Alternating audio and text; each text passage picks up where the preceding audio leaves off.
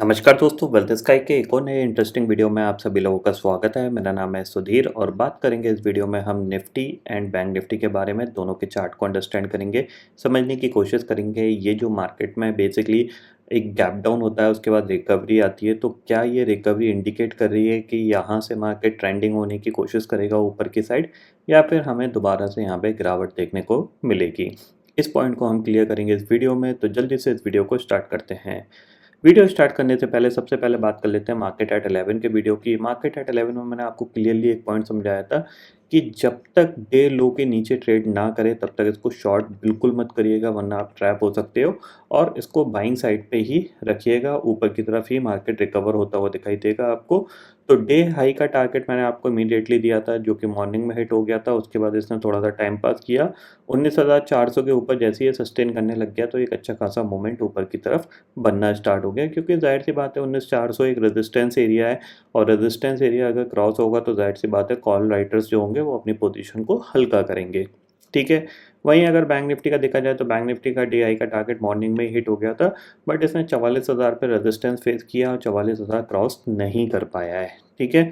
अब कल एक्सपायरी है, और एक्सपायरी से पहले अगर देखा जाए तो कहीं ना कहीं एक मोमेंटम पॉजिटिव साइड हुआ है। तो हमें क्या चीज़ करना है, हमें यही देखना है कि कल भी क्या मार्केट पॉजिटिव साइड पे मूवमेंट करने की कोशिश करता है या फिर ये नेगेटिव आता है। इस चीज़ को हमें समझना है। अगर ये पॉजिटिव साइड पे मूवमेंट करेगा तो बहुत ही अच्छा मार्केट हो सकता है। ठीक है। अब उसको कैसे समझना है उसको अंडरस्टैंड करते हैं। तो सबसे पहले देखो option chain data. Option chain data में अगर आप देखोगे यहाँ पे तो क्या है कि जो 19,400 की पुट है वहाँ पे करीब 1,38,00,000 का ओपन इंटरेस्ट खड़ा हुआ है, और यहाँ पे जो कॉल है वहाँ पे कितना है 73 लाख का ओपन इंटरेस्ट। ठीक है। 19,500 की कॉल पे करीब करीब 1,16,00,000 का ओपन इंटरेस्ट दिख रहा है यहाँ पे आपको। ठीक है, ये आपका। और पुट पे कितना है, सिर्फ 35 लाख का। ठीक है। तो कल के लिए जो इम्पोर्टेंट लेवल है दोनों साइड पे आपका 19,400 19,500 बहुत इंपॉर्टेंट लेवल है। एक चीज़ ध्यान में रखिएगा, 19,500 के ऊपर अगर हम निकलना स्टार्ट किए तो हो सकता है मार्केट अप साइड पे ट्रेंडिंग हो जाए। ठीक है ना। और नीचे अगर हम 19,400 के नीचे निकले तो डाउन साइड पे ट्रेंडिंग हो सकता है। ये भी आप ध्यान में ज़रूर रखिएगा। ठीक है। चार्ट पे चलते हैं, चार्ट को देखते हैं। तो सबसे पहले देखो 15 मिनट का टाइम फ्रेम लगाता हूँ मैं, चाहे तो उसको आधे घंटे का भी कर लो। ठीक है। अब ऊपर अगर आप देखोगे तो ऊपर जहाँ पे हमने टॉप क्रिएट किया था, यानी जब हम 20,000 के आसपास गए थे, तो 20,000 से यहाँ से एक ट्रेंड लाइन हम खींच रहे हैं, और इस ट्रेंड लाइन को इस तरीके से मिला देते हैं। ठीक है। ओके। तो हमारी जो क्लोजिंग आई है एग्जैक्टली 19,500 के आसपास, मतलब ये ट्रेंड लाइन का जो रेजिस्टेंस है वो 19,500 के आसपास बन रहा है। इसको हमने ऑलमोस्ट देखा जाए तो एक बार हमने यहाँ पे टेस्ट किया है, एक बार फिर यहाँ पे टेस्ट किया, फिर हमने यहाँ पे टेस्ट किया, और अब हमने इसको दोबारा से यहाँ पे टेस्ट किया है। तो इसका मतलब क्या है कि अगर कल 19,500 के ऊपर ये अगर हायर हाई हायर लो का फॉर्मेशन बनाना स्टार्ट कर दे, यानी ये ट्रेंडिंग अपसाइड का हो, तो फिर इसमें ज़रूर आप बाय करके काम कर सकते हो। 19,500 के ऊपर टारगेट आपके पास होना चाहिए, वो होना चाहिए 19,600 और 620 का, क्योंकि कहीं ना कहीं ये फिर एक ब्रेकआउट दे सकता है। ठीक है। इतना समझ में आ गया। और अगर 19,500 नहीं निकलता है, ये इस ट्रेंड लाइन पे रेजिस्टेंस फेस करता रहता है, तो फिर ये हो सकता है नीचे की तरफ दोबारा से आ जाए। 19,400 19,380 ये लेवल इसके लिए इम्पॉर्टेंट रहेंगे।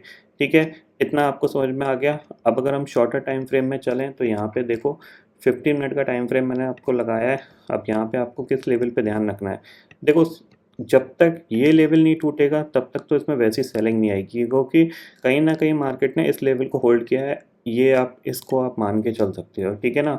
19,350 19,350 जब तक नहीं टूटेगा तब तक यहाँ पे कोई शार्प सेलिंग तो वैसे भी देखने को नहीं मिलेगी। अगर ये लोअर साइड पे मान लो ट्रेंडिंग होने की कोशिश करता है, लोअर लो लोअर हाई का फॉर्मेशन बनाता है, तो आप एक्सपेक्ट कर सकते हो यही टारगेट आपको मार्केट दिखा सकता है। तो कहीं ना कहीं ये जो जोन है इतना, ये थोड़ा सा वॉलेटाइल जोन होगा, इसलिए क्योंकि ये मार्केट क्या है यहाँ पे थोड़ा सा टाइम पास कर रहा है। बट एक बार 19,500 निकला या फिर 19,300 निकला तो फिर आपको एक अच्छा खासा मूव देखने को मिल सकता है। तो इस चैनल पे थोड़ा सा आप अलर्ट रहिएगा। ठीक है। इतना समझ में आ गया आपको निफ्टी में आपका व्यू किसके ऊपर बनना चाहिए, 19,500 के ऊपर आपका डेफिनेटली व्यू बनना चाहिए और टारगेट आपके पास 19,600 620 का होना चाहिए। ठीक है, इतना आपको समझ में आ गया। बात कर लेते हैं बैंक निफ्टी की। तो देखो बैंक निफ्टी में सिंपल सी चीज़ है, आप यहाँ से एक ट्रेंड लाइन खींच लो। ठीक है, ये ट्रेंड लाइन इंपॉर्टेंट है। अगर आप यहाँ इस लो से और इस तरीके से ट्रेंड लाइन खींच लो, ठीक है, तो कहीं ना कहीं ये इसने इस ट्रेंड लाइन पे सपोर्ट लेने की कोशिश करी है। और ऊपर की तरफ अगर आप देखोगे तो ये एक रेजिस्टेंस एरिया था, तो जाहिर सी बात है अगर 44,000 के ऊपर निकलता है तो फिर आपका 44,200 टारगेट होगा। और नीचे आपके पास है 43,800 के नीचे निकलता है, यानी इस लेवल के नीचे निकलता है, तो फिर आपको ये वाला टारगेट दिखा सकता है 43,674 का। ठीक है, इतना आपको समझ में आ गया यहाँ पे। तो ये टारगेट मोस्ट इंपॉर्टेंट है निफ्टी और बैंक निफ्टी के लिए। निफ्टी के लिए आपका जो लेवल है सबसे अच्छा 19,500 के ऊपर अगर ये पॉजिटिव प्राइस एक्शन बनाता है, means higher high higher low का फॉर्मेशन बना रहा है, तो डेफिनेटली आप इसको बाय करके काम कर सकते हो, क्योंकि फिर इसके पास काफ़ी अच्छे अच्छे टारगेट हैं जिसको ये अचीव करने की कोशिश कर सकता है। और अगर ये नीचे की तरफ से लोअर लो का फॉर्मेशन बनाता है, लोअर लो का फॉर्मेशन बनाता है, तो आप डेफिनेटली फिर इसको सेल भी कर सकते हो। मीन्स देखो जैसे इसने आज बनाया, हाई बनाया, फिर नीचे आया, फिर हाई बनाया, फिर हाई बनाया, मतलब इस तरीके से मूवमेंट होना चाहिए, उसी साइड आप ट्रेड करिएगा तो ज़्यादा बेनिफिट है। ठीक है, इतना आपको समझ में आ गया। सेम चीज़ बैंक निफ्टी में। बैंक निफ्टी के लिए जो इंपॉर्टेंट लेवल है वो 44,000 ही है। 44,000 के ऊपर एक मोमेंटम इसमें आ सकता है 44,250 44,350 तक का। और नीचे अगर ये 43,800 के नीचे जाता है तो फिर 43,674, मतलब इतना ही मोमेंट एक्सपेक्ट कर रहा हूँ मैं, कोई ज़्यादा नहीं है।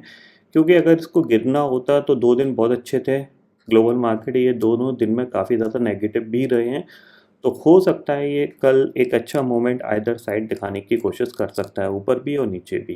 ठीक है, ग्लोबल मार्केट के सिचुएशन देख लेते हैं करंटली। डाउ फ्यूचर आपका 16 पॉइंट प्लस है, नैस्डैक फ्यूचर करीब 8 पॉइंट प्लस है, और यूरोपियन मार्केट फ्लैट है। कहीं पे भी कोई ज़्यादा बड़ी पॉजिटिविटी और ज़्यादा बड़ी कोई नेगेटिविटी हमें देखने को नहीं मिल रही है। ठीक है, तो ये पॉइंट आपको ध्यान में रखना है कि मार्केट 2 दिन से कंटिन्यू रिकवर हो रहा है, हो सकता है ऊपर की तरफ एक मूवमेंट हो जाए। और अगर नहीं भी होता, मतलब मान लो बड़ा गैप अप खुल गया किसी भी रीज़न से, तो फिर आपको थोड़ा सा प्राइस एक्शन वेट करना पड़ेगा। सबसे अच्छी ट्रेड ये है कि ये फ्लैट ही खुले, फ्लैट खुले, ना गैप अप खुले ना गैप डाउन खुले, ये फ्लैट खुले, उसके बाद ये प्राइस एक्शन बनाना स्टार्ट करे तो बहुत अच्छी ट्रेड बनेगी। अगर बड़ा गैप अप खुल जाएगा तो थोड़ी बहुत प्रॉफिट बुकिंग आ जाएगी, गैप डाउन हो जाएगा तो फिर रिकवरी आ जाएगी, तो इस तरीके का बिहेवियर होगा। अगर फ्लैट खुलेगा तो एक ये पॉजिटिव प्राइस एक्शन या फिर नेगेटिव प्राइस एक्शन शुरू से बनाना स्टार्ट करेगा, तभी आपको एक अच्छी अपॉर्चुनिटी यहाँ पे देखने को मिलेगी। ठीक है, इतना आपको समझ में आ गया। तो आई होप दोस्तों ये पर्टिकुलर डाटा आपको समझ में आ गया होगा। दोस्तों फिलहाल इस वीडियो में इतना ही है। आई होप ये वीडियो आपको पसंद आएगा। वीडियो पसंद आता है तो लाइक और शेयर ज़रूर करिएगा, और चैनल को जो सब्सक्राइब कर लीजिए, क्योंकि मैं सुधीर लेके आता रहूँगा हर दिन आपके लिए नए नए वीडियो। इसी के साथ शुक्रिया दोस्तों, जय हिंद।